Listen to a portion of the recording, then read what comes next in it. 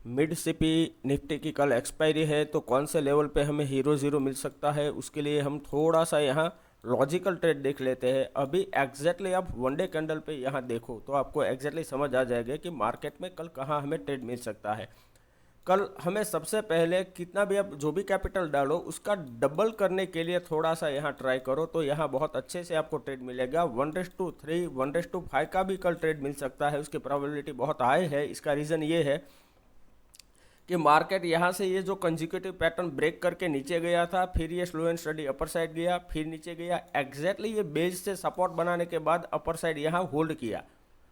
Hold करने के बाद अभी क्या हुआ है कि लास्ट सेशन के अंदर यहाँ जो ये 2 दिन टाइम स्पेंड किया था, तो एग्जैक्टली यहाँ तक ये मार्केट ने टेस्ट किया, फिर से अपर साइड यहाँ क्लोजिंग देके अभी ये ब्रेकआउट लेवल पे रुका हुआ है। तो कल जब भी ये एरिया ब्रेक करेगा, यहाँ से ये एरिया रेसिस्टेंस एरिया था, ये ब्रेक करेगा तो यहाँ हमें टारगेट बहुत अच्छा मिल सकता है, क्योंकि मिड सिपी निफ्टी का लॉट साइज भी अभी भी बड़ा है।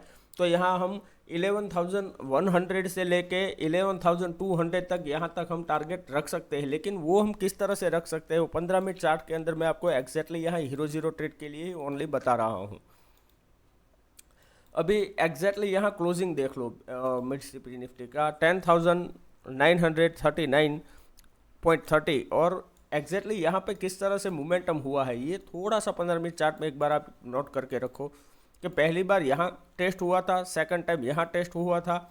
तो मार्केट अगर यहाँ से गिरा, ठीक है, तो एग्जैक्टली यहाँ से अभी यहाँ एक लेवल मार्क करके रखो कि 10,939, ठीक है।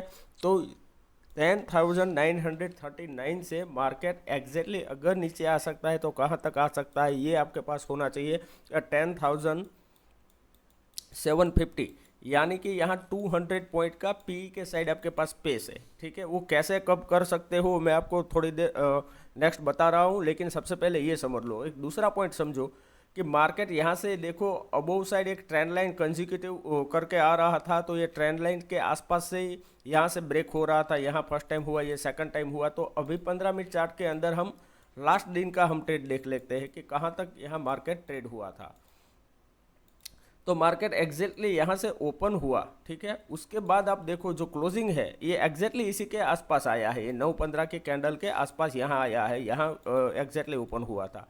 तो ये जो बेस है यहाँ मार्केट जब भी आए तो एक बार यहाँ सपोर्ट लेके थोड़ा अपर साइड जाए, फिर अगर ये एग्जैक्टली ये एरिया ब्रेक करता है, यानी कि 10,900 का एरिया ब्रेक करता है, तो हम पी के साइड ट्रेड कर सकते हैं। कोई भी आप प्रीमियम बाय करो, छोटा सा 10 या 20 वाला कोई भी प्रीमियम बाय करो, और उसका पहला टारगेट आपका डबल का होना चाहिए, 40 से लेके 60 का, और ये टारगेट मिलने की प्रोबेबिलिटी बहुत हाई हो जाएगी।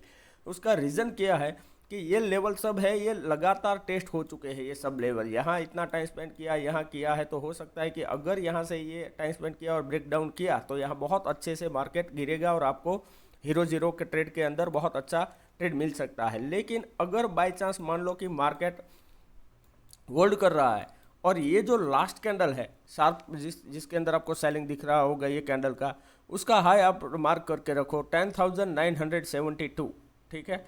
तो यहाँ हमें ये देखना है कि ये जो पूरा एरिया है यहाँ से लेके ये एरिया के अंदर ट्रेड ना करें, यहाँ वॉलेटिलिटी में फंस जाओगे। एक तो हमारे पास ये एरिया है 11,000, ये राउंड लेवल है, ठीक है। तो 11,000 के आसपास अगर मान लो कि यहाँ टाइम स्पेंड किया फिर ब्रेकआउट कर रहा है, या फिर यहाँ टाइम स्पेंड किया फिर ये ब्रेक डाउन दे रहा है, तो यहाँ अगर ब्रेक डाउन दे रहा है तो पी के साइड ट्रेड हमें ढूंढना है, या फिर अपॉर्चुनिटी देखना है, या फिर यहाँ से ब्रेकआउट कर रहा है तो सी के साइड। अभी और एक पॉइंट इंपॉर्टेंट समझ लो, मान लो कि 11:30 से 12 बजे के आसपास, मैं आपको एग्जांपल के साथ दिखाता हूँ तो आपको आइडिया आ जाएगा कि किस तरह से आपको ट्रेड करना हो सकता है।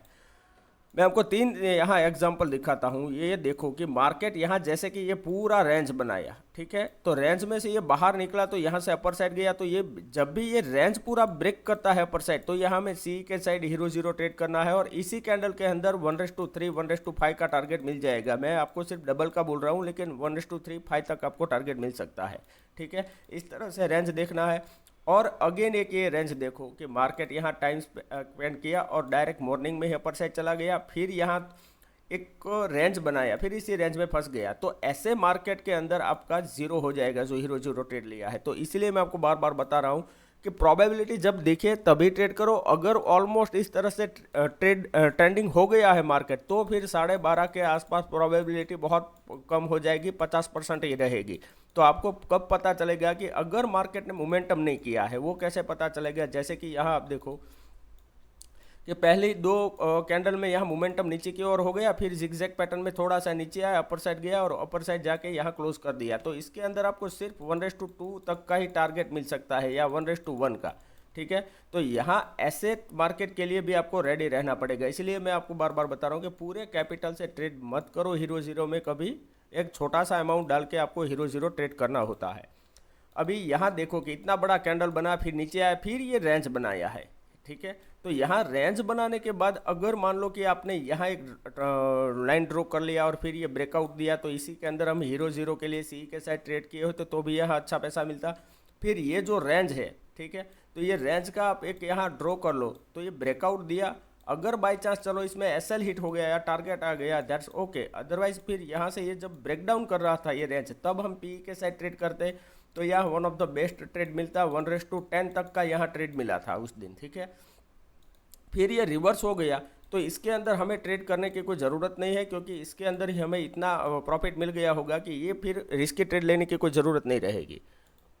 अभी अगेन और एक देख लो कि यहाँ किस तरह से रेंज बिल्डअप हो रहा है।